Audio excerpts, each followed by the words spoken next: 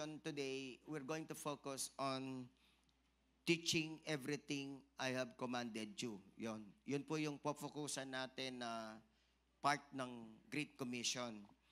So, let us read Matthew 28:19 and 20. Basahin natin. 1, 2, 3, go read.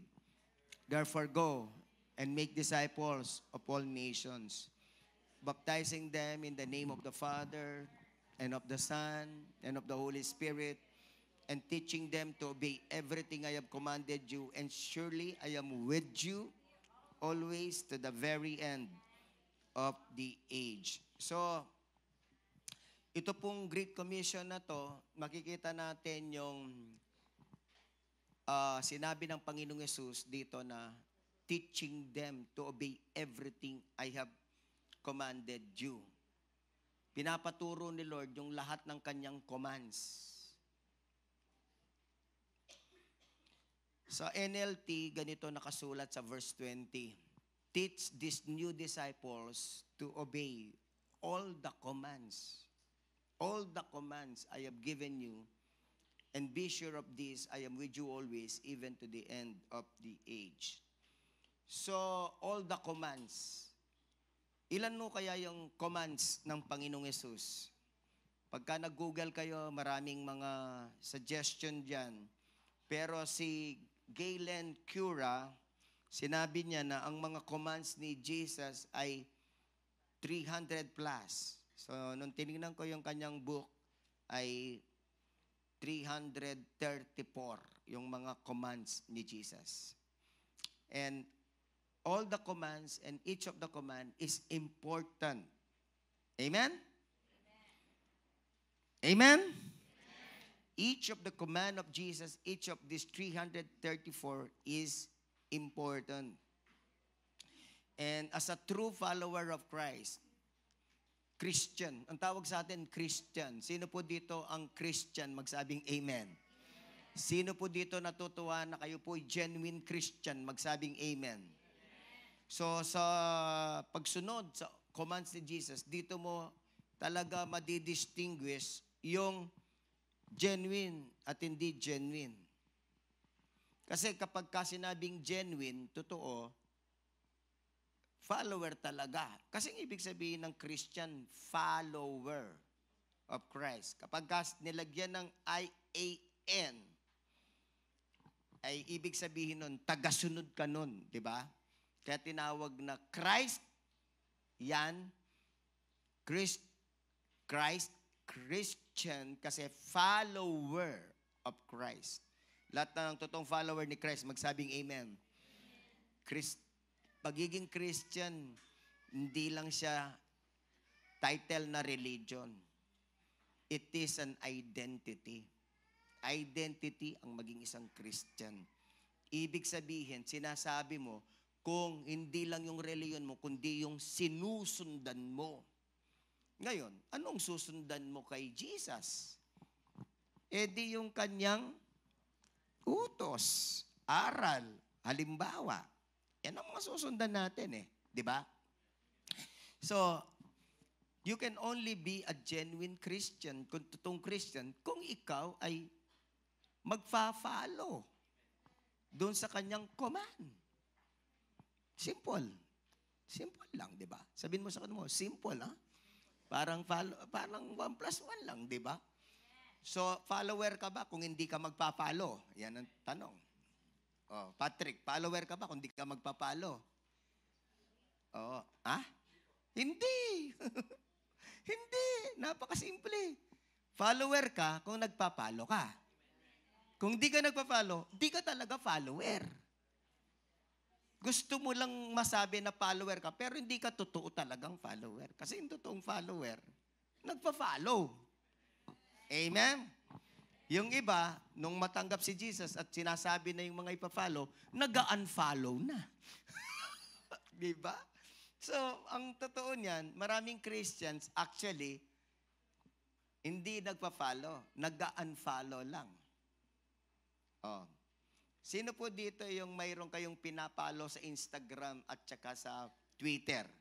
Nako, everyday, lumalabas yan. Alam nyo, Pakita nyo sa akin yung phone niyo kung ano yung nakikita kong lalabas dyan. First 1 minute, yan ang pina-follow nyo. Amen? Ang tawag dyan, algorithm. What always shows on your phone is what you always watch. At yan ang interest mo. Yan ang puso mo. Yan ang mindset mo. Yan ang strong thought mo kung ano yung lumalabas sa phone mo. Alam mo ba yon? Pwede ba tayong palit ng phone? At magka-alaman lang, di ba? Ay nako, mga kapatid, yung phone na yan, ang great revealer ng iyong mindset, ng iyong passion. Yung phone mo, ang great revealer. Pagka nandyan, nakikita mo, parate si Empoy. Di follower ka ni Empoy, yung tawag dyan, Empoyan. Di ba? O kung ikaw ay parate lumalabas dyan, si Vice Ganda, di Vice Gandaan yan ka. Di ba? Meron kaya lalabas na Christ dyan? At saka Word of God, Word of Christ. Amen? Simple, di ba? Simple. Ang sabi na salita ng Panginoong Hesus dito sa Matthew 20:20, teach these new disciples to obey, to follow all the commands I have given you. And when you are a true follower of Christ, you're interested with what Jesus says. Amen? Parang nagpa-follow ka nga lang ng Instagram dyan at saka Twitter. Interesado ka kung ano yung sinasabi nung pina-follow mo every day. Sino po dito yung follower Sinong pinakamaraming follower sa Instagram natin? Sino? Sina Ann Curtis, no? Yan yung mga marami O yan, Doc Willie yung follower ako nun. Si Doc Willie yan ang mga pinapalo ko. John MacArthur, yung mga preacher, yan ang mga pinapalo ko. Si Craig Groeschel, yan. So, yung mga men of God, yan ang pinapalo ko sa Facebook at saka sa Instagram. Hindi ako nag-Instagram, ano lang ako, cellphone. Ay, Facebook. Ano ba yan? Pagka daw Facebook pang matanda, pagka Instagram pang bata, tsaka Twitter. Okay. Okay, ngayon, sabi na salita ng Panginoon, teach them to obey all the commands I have given you. All. So when you are a true Christian, you're not interested with a few commands of Christ, but you're interested with all the commands of Christ. Tama ba? Kaya nga, please, isi-send ko yung mga verses na sinabi ni Galen Cura, na isang Bible teacher, sa commands ni Christ. And one command every day. Sinong gusto magbasa ng one command every day ni Christ? Magsabing amen. Sabihin mo sa mukhang Kristiyano ka. Yung mga hindi nag-amen, wala talaga. In Jesus' name, bahala na kayo. Bahala na si Lord sa inyo. Hindi, you want to follow the commands of Christ. You want to follow the words of Christ. Amen? Yung isang favorite na pastor ko at saka theologian, si John Piper. Meron siyang sinulat na aklat na gusto ko ring basahin to, dinownload ko na kagabi. Babasahin ko ito. Ano ba yung title ng aklat niya? All that Jesus commanded. Yan si John Piper. By the way, you can download the PDF for free. Mahal yan yung aklat na yan. Mga aklat ni John Piper, mahal po yan. Mga $20, $25, $30 ang mga book niya. Pero itong aklat niyang to, for some reason, binigay niya na libre. Amen? Sabihin mo sa kata mo, libre. Diba? Yan ang hilig natin lahat. Libre. Hindi, pero mahal yung aklat na yan, ha? Take advantage. Anong nakasulat doon sa ilalim? The Christian life according to the Gospels. So, Christian life.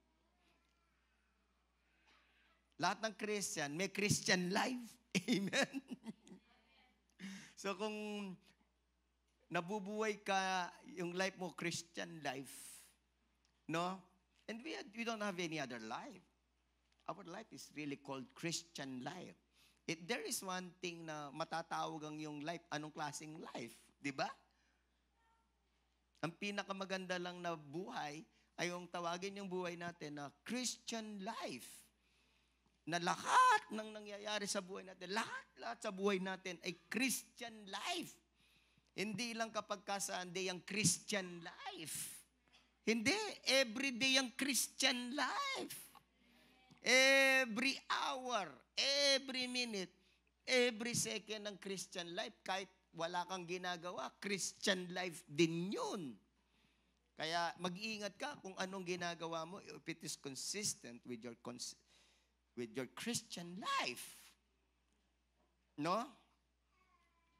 So, diyan sa libro na yan ni John Piper, tiningnan ko yung summary niya, binasa ko na yung summary ng aklat na yan, ay nilagay niya 50 commands. Inaral niya yung 50 commands kasi yung ibang mga commands daw, magkakapareho lang naman. So, pinagsama-sama na lang niya sa isang heading. Kaya meron siyang 50 chapters. 50 commands ang hinighlight ni John Piper. At ang pinakahuling command na hinighlight ni John Piper ay yung Great Commission. And in Great Commission, there are 4 commands. Balikan nga natin ang Great Commission. Go. Command mo yun. Go. Command ni Jesus yun. Are you going? Nag-go-go ka ba? Pakisabi sa katabi mo, nag-go-go ka ba? Command ni Jesus yun. Make disciples. Command ni Jesus yan. Nagme-make disciple ka ba? Nagbabaptize. Oh. At ang pangapat sa command na nga dyan ay yung teaching them. It's a command. So the Great Commission has 4 commands, important commands. And actually, kung titingnan ninyo yung mga commands, yung mga teachings ni Jesus at saka yung Christian life, halos command. Repent, command. Believe, command. Do not worry, command. Love your enemy, command. Honor your parents, command. Forgive those who offended you, command. Diba? Help, command. Go to church, command. Command lahat po eh. Kaya kailangan, wag po tayong allergic sa command. Amen? Hindi tayo dapat maging allergic sa command. Kasi maraming mga tao allergic sa command, lalo na yung mga youth. No? Ewan ko bakit yung mga youth, pero wala na siguro sa Living Hope yun. Wala na, amen? Yung pagka kinuman ng tatay ay nanay, anak, matulog ka na. Mamaya na. Pagka gumising na, pagka naman ginigising, anak, gising na, huwag kang sorbo. Hindi na ngayon alam ko kuman ni nanay kung gigising ka ba o matutulog ka, kung patutulogin ka na o gigisingin ka niya. Diba? Ewan ko, bakit yung mga natutupad yung sinabi ng Bible na sa 1 Timothy 4 or 2 Timothy 4 na, yung mga tao daw in the last days, lalo na yung mga youth, magiging pasaway, disobedient to parents. Sabihin mo sa katabi mo, huwag mong i-fulfill. Sabihin mo sa katabi mo, huwag mong i-fulfill. No? In the last days, yung mga anak magiging disobedient sa parents. Pero yung mga spirit-filled, yung totoong Kristiyano, lalong magiging obedient sa parents. Amen? Basta yung inuutos ng parents ay good. Huwag naman yung bad, di ba? Okay, mga kapatid. So, makikita natin, sinabi ni Jesus dito, teach them to obey everything I have commanded you. So, every one of us. Ako, trabaho ko dito, mag-teach ng command ni Jesus. Hindi para pabigatan kayo. Kasi yung iba, ang bibigat. Pastor naman, ang parating ang bibigat ng message. Pang matured. Puro karne. Hindi, sinasabi ko, tinuturo ko lang naman eh. Di ba? I've been commanded by Christ. I'm obeying Matthew 28. So, tinuturo ko yung commands ni God. Lahat ng masaya na natututo sa commands ni God, magsabing Amen.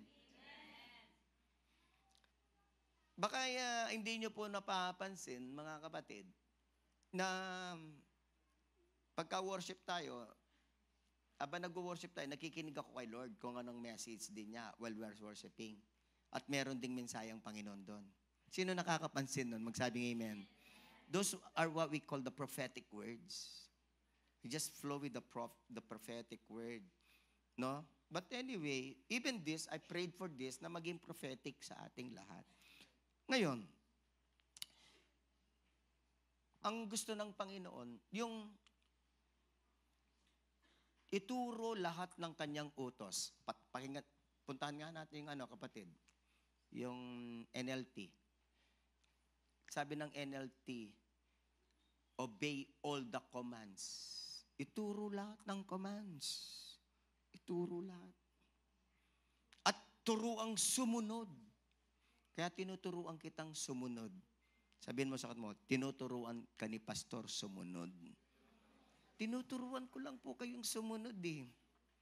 Yung iba, hindi tinuturo yung mga commands ni Christ. Hindi. Pagka meron kayong naririnig ng mga pastor at dumadami na yung mga pastor ngayon, hindi nila tinuturo yung commands ni Christ. Ang parate lang tinuturo, promises, pangako ng Diyos. God will prosper you. God will give you success. God will protect you. God will promote you. God will comfort you. Puro ganun. Sabihin mo sa katabi mo, nakakasawa rin, di ba? Hindi, maganda po. Huwag niyong kakalimutan yung promises. Huwag. Kaya nga yung pangako ng Diyos sa Jeremiah 29:11. Lahat na nakakalam ng Jeremiah 29:11, magsabing Amen. For I know the plans I have for you. Gustong-gusto natin yan. Declares the Lord, plans to and not to, but to give you yung hope doon, give you hope. Hope is all about promises. Kaya sinabi ni Lord na my plan is to give you hope kasi yung mga promises niya, yung mga words niya, ang nagbibigay ng hope. Diba? Kapag tayo may problema, gusto nating mapalakas, gusto natin magkaroon ng hope. At anong hope ang makakapagpalakas sa atin? Salita ng Diyos. Pangako ng Diyos.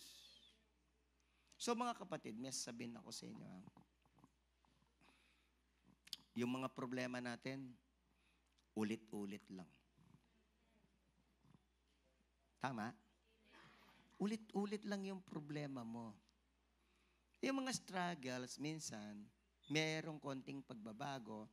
Minsan, iba-ibang tao lang, iba-ibang sitwasyon lang. Ngayon, may sabihin ako sa inyo, para hindi ka nawiwindang, hindi ka na-confuse, nawiwindang. Kung ano man ang problema mo, i-search mo sa Google, verse on heartache. Bibigyan ka ng maraming verse. Huwag ka nang yung bang mag-iisip pa, saan ko hanapin yung pag-asa ko? Nandito yung pag-asa mo. Diba? Nasa salita ng Diyos. Na kay God, nasa salita ng Diyos. Wala sa salita ni Vice Ganda. Tsaka ni Coco Martin. Wala dyan. Minsan, iniisip natin yung pag-asa natin galing sa asawa natin, galing sa kapatid natin. Hindi. Ang pag-asa natin galing sa Diyos. Galing sa salita ng Diyos. Amen? Ngayon, no, lahat ng gustong mag-matured, magsabing amen. So, yung mga problema, maganda ka na, pare-pareho lang yan. Pare-pareho lang yan. At hindi ko mo yung isang verse, nagamit mo na, hindi na siya pwede ulit. Hindi na o-obsolete ang Word of God. Ay, nagamit ko nitong Philippians 4:13. Iba naman. Ay, nako. Mabisa pa rin ang Philippians 4:13. I can do all things through Christ who gives me the strength. O iba, pagka nangangailangan, Philippians 4. Ay, alam ko na yan. Di na mabisa yan. Maghanap ako ng ibang verse. Ako naman. Sabihin mo sa katabi mo, mabisa pa rin ang Philippians 4:19. So kapag may mga verse ka ng ganyan, hawakan mo lang. Pagka nagka-problema ka, yun ang magko-comfort sa'yo, magbibigay ng hope sa'yo. Ngayon, mga kapatid, gusto kong maintindihan ninyo na sa buhay Kristiyano, hindi lang yung puro ka pangako ng Diyos. Hindi. Ang Christian life, Christian nga, follower of Christ, Christian, may pina-follow ka. At ang pina-follow mo, si Christ. Pina-follow mo, word ni Christ. Pina-follow nating lahat, commands ni Christ. Amen? Eh nung hindi tayo born again, wala tayong alam kahit isang salita ng Diyos di ba? Wala. Alam natin yung ama namin lang, pero hindi pa natin maintindihan, ama namin. O yun, yung part na gusto natin, bigyan mo kami. Yun ang gusto natin. Yung bigyan. Grabe, di ba?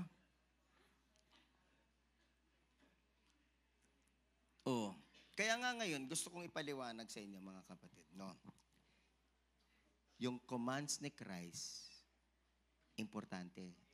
Alisin mo ang mga commands ni Christ sa kanyang buhay. Siguro, lahat ng teachings niya, alisin mo yung commands, matitira na lang 20% Napakahalaga ng commands. Napakahalaga. Diyan mo mapapatunayan na ikaw ay talagang follower ni Christ. So, lahat to ng follower ni Christ, magsabing amen? Magpa-follow ho ba kayo? Pangatawanan niya po. Amen? Yung maging follower, mulag yun. Hindi lang yung tinatag na nominal Christian. You're Christian by name only, but by practice, hindi. Kailangan by name and by practice, Christian talaga tayo. We are followers of Christ. We follow His words. We follow His teachings. We follow His commands. Yung pong Proverbs 3, 5, and 6, gasgas na gasgas, pero napaka-powerful. Alam niyo yung Proverbs 3, 5, and 6? Ano yun?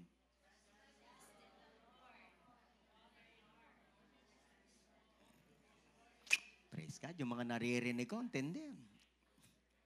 O yung mga hindi po nagre-recite dyan, baka naman. Napaka-importante po nito.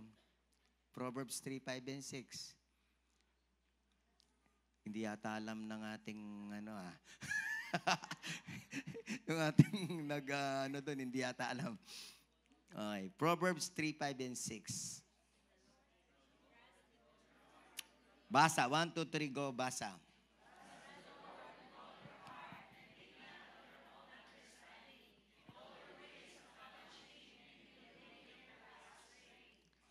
Yon. Ah, favorite nyo ba si Gary Valenciano? Si Brother Gary B? Brother natin yun eh. Amen? Si Brother Gary B, hindi ko alam kung siyang nag-compose, pero meron siyang kanta ng Proverbs 3, 5, and 6. Gusto po ninyo itong verse na to? Dapat gusto nyo to, di ba? So dapat dyan, trust in the Lord. Magtiwala sa Panginoon. Trust. O ano yan? Command. Command na naman. Trust in the Lord. Ng buong puso. Eh yung lean not on your own understanding. Command na naman. In all your ways, acknowledge Him. Command na naman. Yung pangatlo, yung huli, promise, and He will make your path straight. So, ibig sabihin yan, God can only make your path straight if you trust in the Lord with all your heart, if you don't lean on your own understanding, and if acknowledge Him in all your ways. Diba? Ngayon, anong gusto ko pong sabihin sa inyo dito, no? In all your ways, acknowledge Him. How will you acknowledge God? Sasabihin mo na, Lord, take full control. Lord, kayo na po yung bahala. Maganda yung prayer na yon, pag-acknowledge kay God. Nananalig ako sa inyo. Pero alam mo ba ninyo na it's through the Word of God that you can acknowledge God. If you say, Lord, I acknowledge you, but you don't follow His Word, you're not really acknowledging Him. Sabi doon, in all your ways. What kind of ways? The ways of God. God's way. Not my way. Sobrang karaoke, di ba? I did it my way. Sobrang karaoke lang eh. So, yung mga kapatid, kailangan, if you say that you acknowledge God in all your ways, ipapakita ni Lord ang ways niya sa Word of God. He will point to you your direction. Amen? Psalm 119, verse 105, sabi rito na salita ng Diyos, Psalm 119, verses 105, I mean, Thy word, your word is a lamp, 105. Your word, 119, 105. Your word is a lamp for my feet and a light for my path. So, how can God direct you to His path? Magdadirect sa atin, yung path natin, yung word ni God, yun ang lamp natin eh. Lamp natin sa feet natin. Yung sapat natin, yung dadaanan natin, yun yung light eh. So kung wala kang word of God, habang naglalakad ka papunta doon sa gusto ng Panginoon, hindi mo mararating. Diba? Kaya kapag may problema ka, no? Titingnan mo yung salita ng Diyos eh. Susundin mo yung salita ng Diyos. Psalm 119, verse 160, the Word of God says, the sum of your word is truth, and every one of your righteous rules endures forever. Tingnan ninyo yung word. Pagka sinabing sum of your word, the entirety of the Bible, the sum, total. So the whole Bible is the truth, and every one of your righteous rules, nandito yung rule ni God, endures forever. Everlasting sa translation. Ito, everlasting to eh. Ibig sabihin ng everlasting, siya ay maglalast forever. Galing ano? Hindi siya mag-obsolete. Kaya ako sinasabi ito, from generation, the Bible transcends all generations. Kasi yung iba, lalo-lalo na yung mga youth, I'd like to talk to you. Baka nasa isip ninyo ang isang deception na yung tinatawag na generation gap. No? Generation, ano na tayo ngayon? Alpha, di ba? Yung pong alpha, yung 1 to 11 years old, tapos 13 and above, Generation Z. Tapos, Gen Z ang tawag. Tapos yung sina 30 years old and above, Generation Millennials. Tapos kami, Generation X. Tita Ruth, Baby Boomer Generation. Hindi, sa totoo lang, nagkaiwalay pa kami ng generation doon sa hatian Kaya, anyway. Ang tawag nila, generation gap. Yung mga youth, masyado nilang sinasabi, generation gap, di nyo kami maintindihan.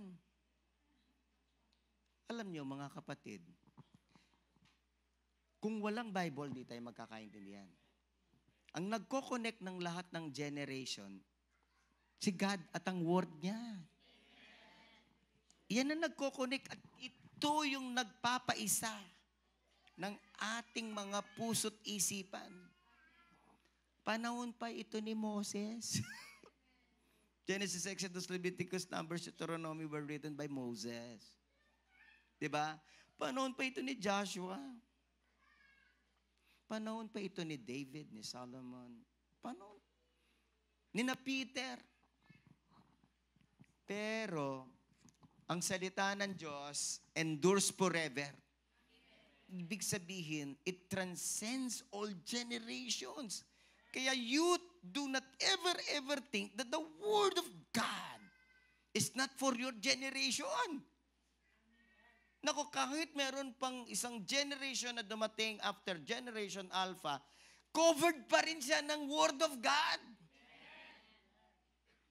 Pagka sinabing endures forever, kung ano man ang kalooban ng Diyos na makarating ang taon na ito, kung umabot pa ng 30 hundreds o 30,000, 30 hundreds, 40 hundreds, I don't know. But one thing is sure and certain, 100%, the Word of God endures forever. Mananatili pa rin ito. Amen? Kahit marami na ang mga gustong pumigil, sumira, nagsunog na ng Bible, at ngayon ang China tinatry palitan. Alam niyo ba yon? China is trying to change the words here and to delete some words here in the Bible and to change some stories. Hindi pa rin Tingnan ninyo, alam niyo, para malaman niyo lang ang katotohanan na Islam. Si Muhammad, the founder of Islam. Alam niyo ba, si Muhammad, kinuha lang niya yung mga salita rito. Pinagbali-baligtad lang. At kiniklaim lang niya na siya'y dinala sa kung saang paradise o kung saan ang isang angel at dinictate sa kanya to. No. Halos lahat na nakasulat dito. Yung sinulat niya doon sa Quran, nandito. Binaliktad-baliktad lang niya. Tingnan nyo to mas marami na yung follower ng Islam kaysa sa Christian na 1.9 billion ang dinatawag na mga Muslims ngayon. Sinong founder nila? Sino? Muhammad. Christian, sinong founder? Jesus. Pag-compare mo lang yung dalawang pag-compare mo lang sinong dalawang founder na yan. Kung sino paniniwalaan mo, bakit ka naman maniniwala kay Muhammad na babaero, merong 9 years old na asawa? Ba't ka naman maniniwala kay Muhammad na pumatay ng maraming tao? At ang nakakaya, hindi alam ng iba. Kung totoo siyang prophet, why was he killed by a Jewish lady? Alam niyo kung paano namatay si Muhammad? Nilason siya ng isang Jewish na babae na pinatay niya yung pamilya. Pinatay ni Muhammad yung pamilya noon. Tapos yung Jewish na babae. Kasi si Muhammad, pinapatay niya yung mga Jewish Galit siya sa mga Jewish. Ang pumatay pa sa kanya, Jewish woman Babae pa. Kung totoo siya talagang prophet, mapapatay ba siya? Hindi. Kaya irrational na mag-follow kay Muhammad eh. Si Jesus, walang kasalanan. Amen? Puro love. Walang patayan. Pagka nga ikaw ay sinaktan, gusto pa ni Jesus, sinampal ka sa kanan. Iharap mo yung kaliwa mo, pang pisngi. Kuman! Sabihin mo sa kanila mo, nagawa mo na ba? Kaya kailangan, kung may sumampal sa inyo, bring it on. Kaliwa pa oh. Diba? Pagka chinismis ka, sabihin mo, chismis ka pa.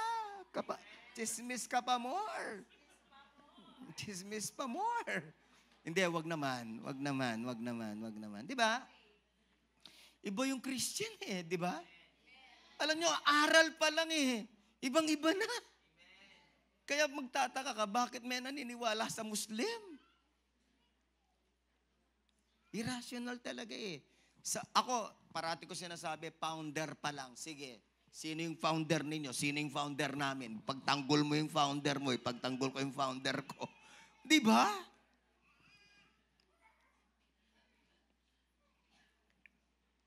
So sabihin mo sa katabi mo, magmo-Muslim ka ba? Siyempre, kung totoo ang Christian, never ka magmo-Muslim. Di ba?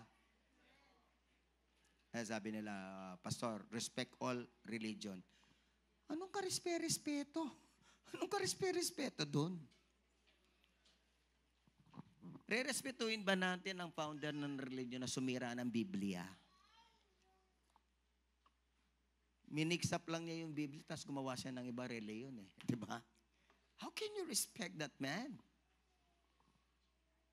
Pero sabi naman ni Jesus, respect all man, yung pagkatao, but not the faith. Tandaan ninyo, i-respect ang lahat ng tao, respetuhin, pero hindi ibig sabihin, respetuhin mo pati paniniwala. Kasi yung mga Christians, kaya hindi nag-share, alam niya bakit?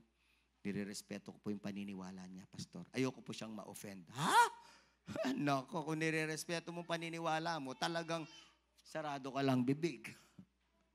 Nire-respeto mo eh. Paano mo naman re-respetuhin yung mali? At saka it's not about respect. It's about loving that person na hindi siya mapunta sa impyerno.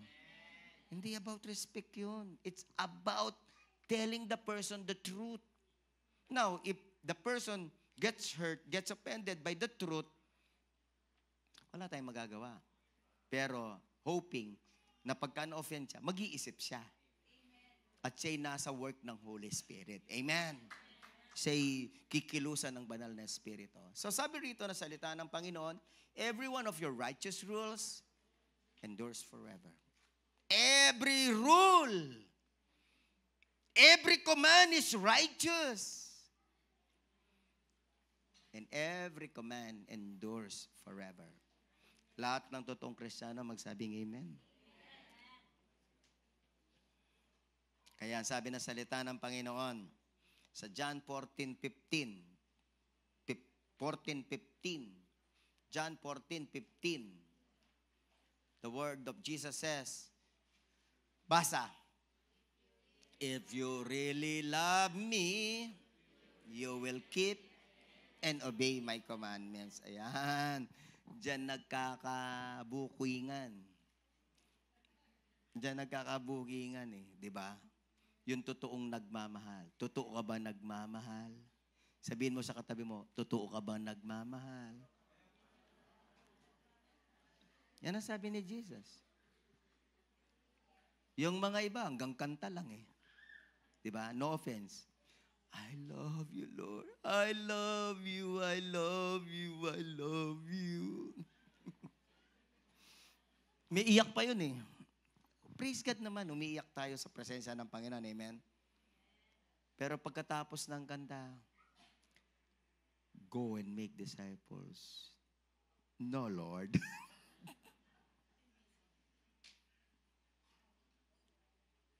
Go. Hindi, Lord, masarap ang ML. Diba? Sabi ni Jesus, basa.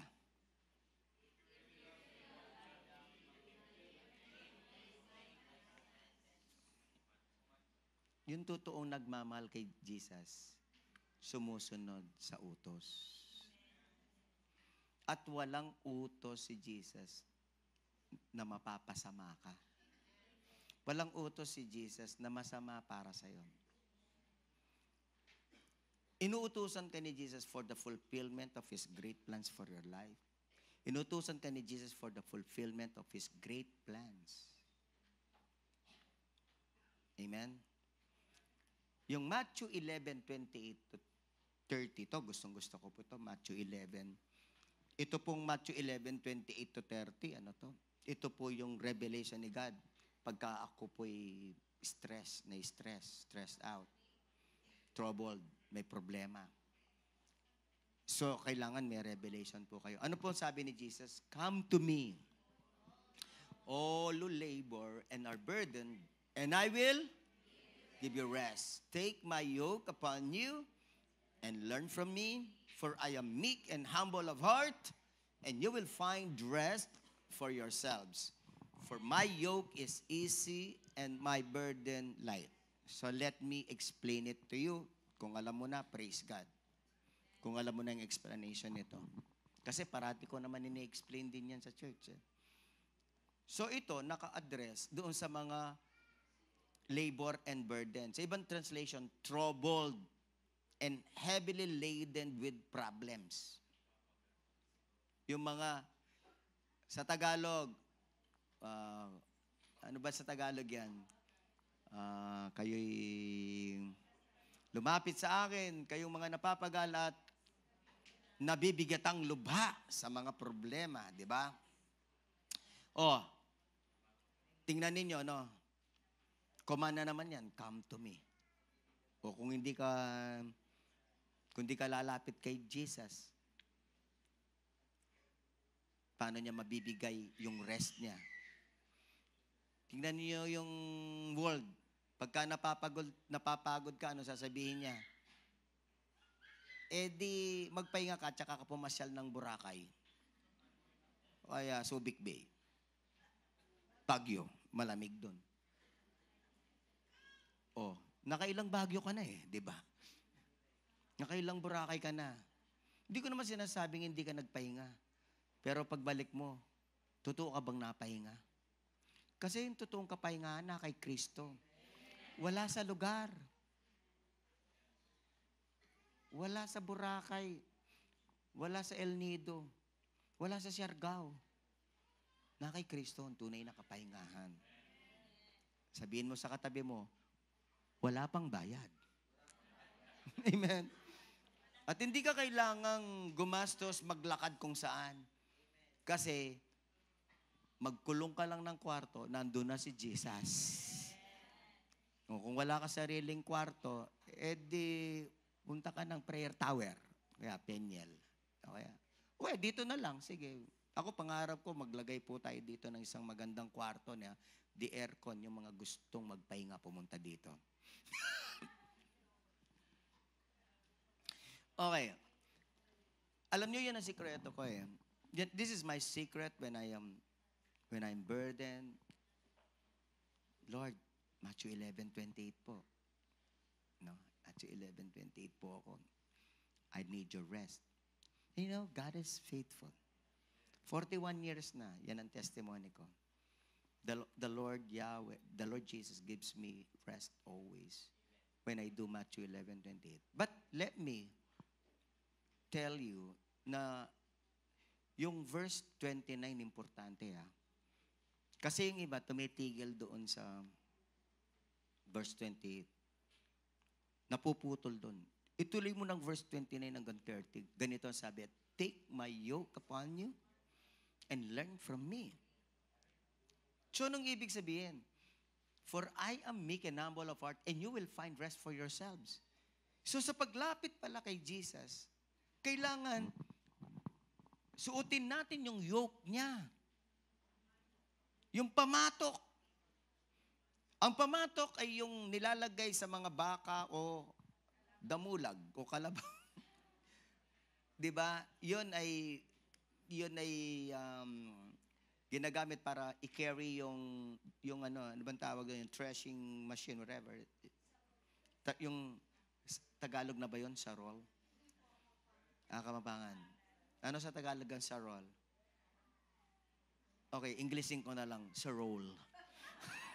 Hindi, ano ba? Plow. Yan, no? The plowshare yata, plowshare. Okay. Take my yoke upon you and learn from me. Ang ibig sabihin dito, yung yoke, learn, dahil may learn, teaching. Yung aral ni Kristo, yung pangako ni Kristo. So, dadalhin mo dito sa pamatok mo, no? Yun ang dadalhin mo. Yung pangako niya, yung aral niya. At tapos may teaching siya doon. Kaya sinabi niyang, my yoke is easy and my burden is light. Alam mo, ganito, Les.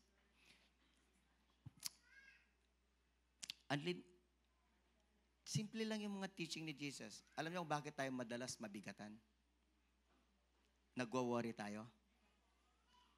Nagwo-worry. Ano sabi ni Jesus? Trust. Anong mas mabigat gawin? Trust o mag-worry? Salamat sa 5 na sumagot. Yung iba, litong-lito. Trust nga eh. Mas madaling magtiwala. Sabihin mo sa mo, may trust issue kaya ata eh. Mga kapatid, kung may trust issue ka sa tao, huwag mong idamay si God. Huwag mong idamay si Jesus. Iba si Jesus. Tapat si Jesus. Amen? So, ganito yan, mga kapatid. Kaya sinabi ng Lord, tingnan ninyo, ang sinasabi ko parate when I became a Christian and when I started to read the Bible and meditate on the Word of God by the guidance of the Holy Spirit, naging plain and simple ang buhay. Hindi na naging komplikado. Pagka nag-worry, sabi ni Lord, trust. Pagka natatakot, trust. Amen? Bakit mo ipagpipilit? Hindi, gusto kong matakot. Diba? Pagka masama ang loob, masakit ang loob, mabigat ang loob, forgive. Anong gusto ninyo? May bitterness o mag-forgive? Diba? Kaya nga sabi ni Jesus, my yoke is easy and my burden is light. Nagre-rema ba? Pagka-Christian ka talaga, plain and simple lang eh. Sabi na, Pastor, do not oversimplify things. Ganyan po yung mga psychiatrists at mga matatalinong tao daw. Do not oversimplify things. Ha? Nakasulat na eh. Ano pang choice ko? Nakasulat na. All I have to do is believe. Kasi nangako, tapat. Amen? Ang nagsabi, tapat. It's not about oversimplifying, but it's really simple and plain. Ano nakasulat? Yun na yun. Period. O, para hindi ka maging bitter, magpatawad. Sabihin mo sa mga, magpatawad lang, di ba? Yung sobrang yung mga masama, yung masama ng loob dyan, hindi makamove on, magpatawad lang naman eh. Tapos sasabihin ng isip mo, Pastor, ang hirap. Sabihin ko sa'yo, ang nagpapahirap sa'yo, ang dyablo at ang sarili mo, your stubbornness. Ang nagpapahirap sa tao, stubbornness. Pakatandaan ninyo yon. The resistance to obey, stubbornness. That's what makes it so hard. Talagang yung mga tao, imperfect. Diba? Sabihin mo sa katabi mo, lahat naman tao, imperfect. Diba? Sabihin mo sa kanya, pati ako. Talaga yung mga tao nakakagawa ng mali at nakakagawa ng ng masama sa atin, anong welcome to humanity, di ba? Pero salamat, may sinabi si Jesus, may sinabi ang Bible, para maging madali lang ang lahat. Forgive. Forgive. Amen. Sino po minsan merong enemies dito? Amen. Amen. Minsan may mga away tayo. Ano sabi ni Lord? Alam mo yan, sabi niya, Matthew 5:44, love. Ay nako, ano po ang mahirap? Hate o love? Ano? Nililito niyo ako? Anong mahirap? Hate o love? Hate kaya. Di ba?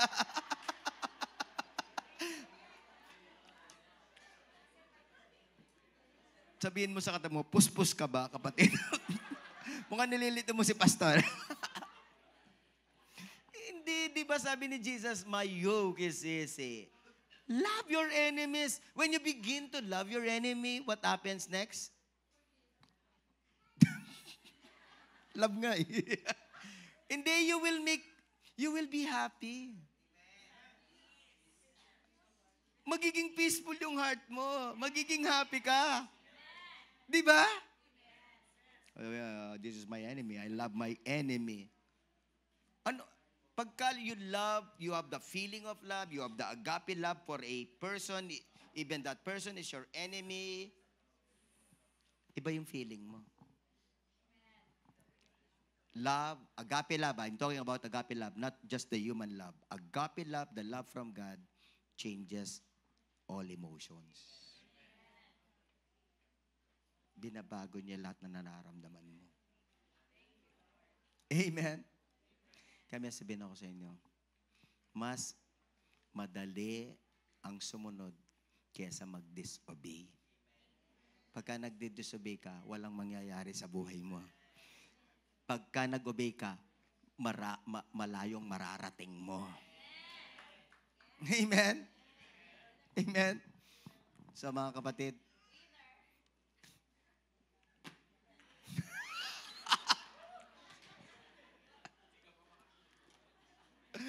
so dito, sabi ng Panginoon, no, take my yoke upon you, learn from me, for I am meek and humble of heart. You will find rest for your souls.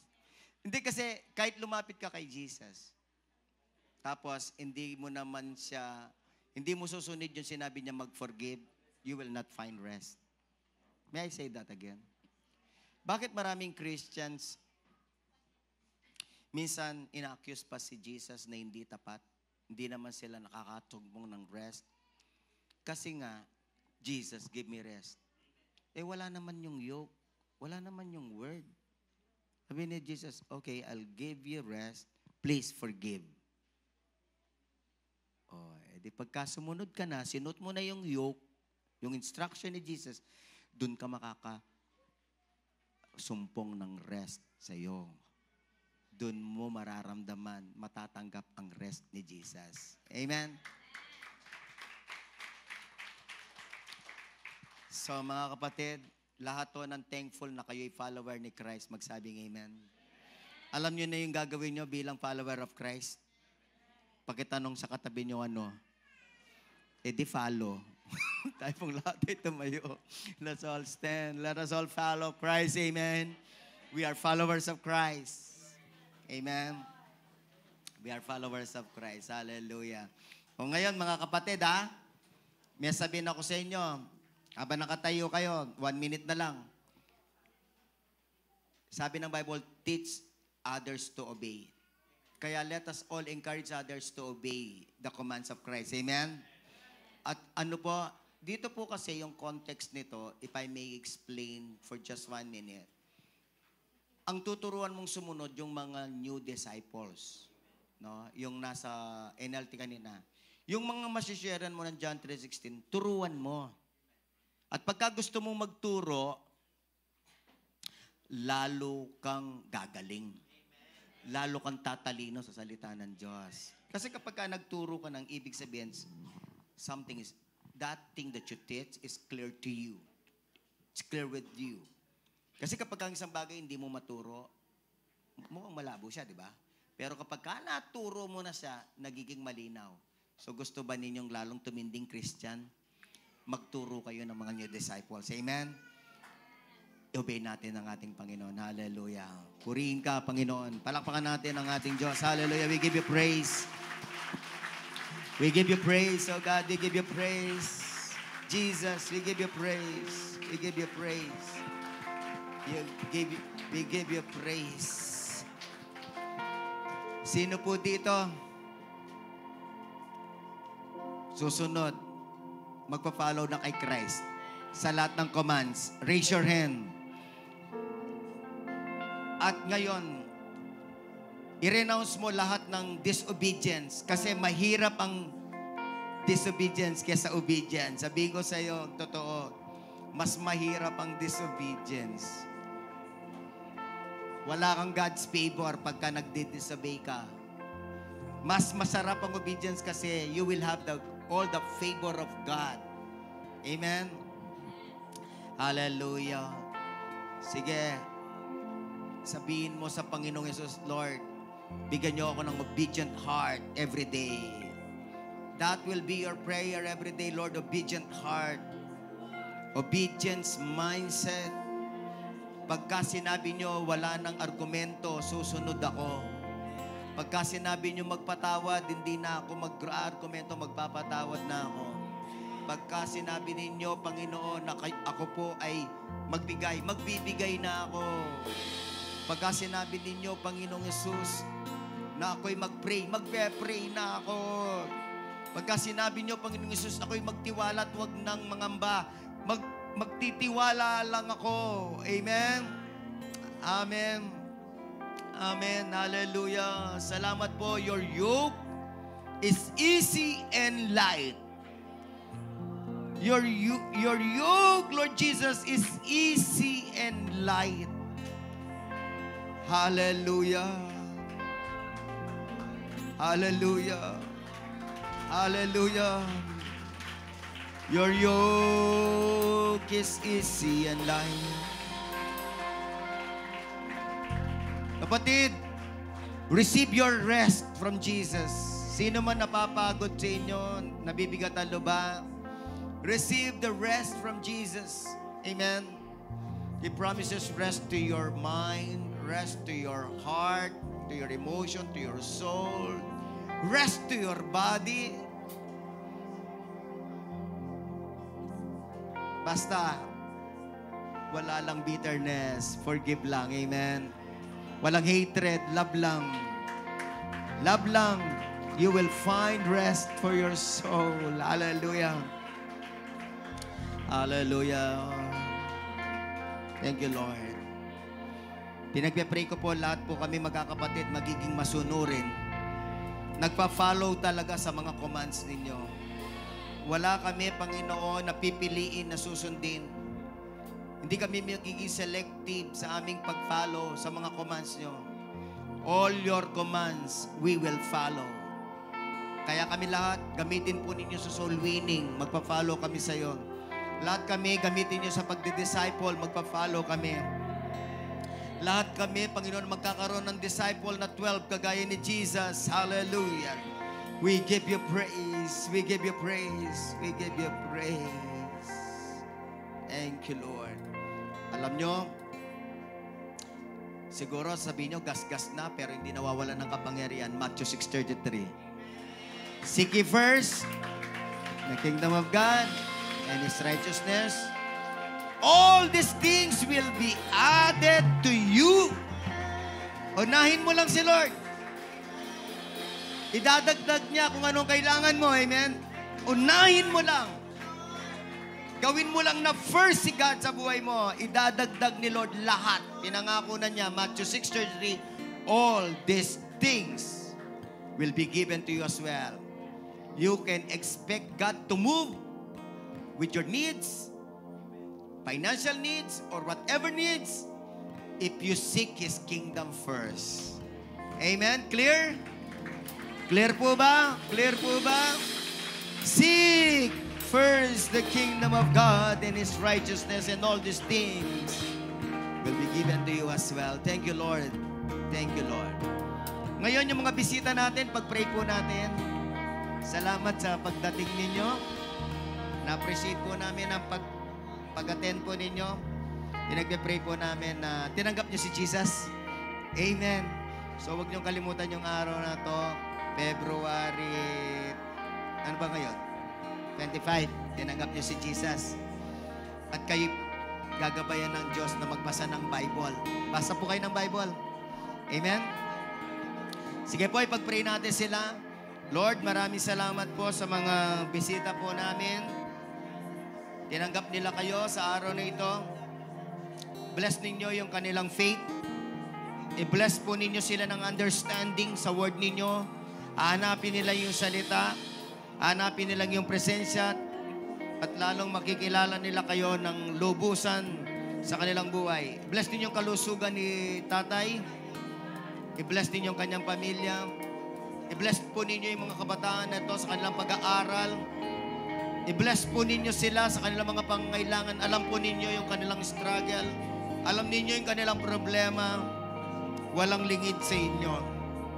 Salamat po kayo ang Diyos namin na gracious, merciful. Tutulungan niyo po sila. Amen? Amen. Pakitaas po lahat ng ating mga kamay. I would like to bless you with number 6:24-26. As your pastor, I invoke number 6:24-26. The Lord bless you. Bless your mind, bless your heart, bless your health, bless your family. The Lord keep you safe. Amen? The Lord make His face shine upon you and be gracious to you. You will succeed in life. You will prosper in life as you obey God. The Lord turn His face toward you and give you peace. Peace of mind, peace of heart, no anxiety, no overthinking, no depression. Shalom po sa inyong lahat. Shalom. Shalom. All glory to Jesus Christ.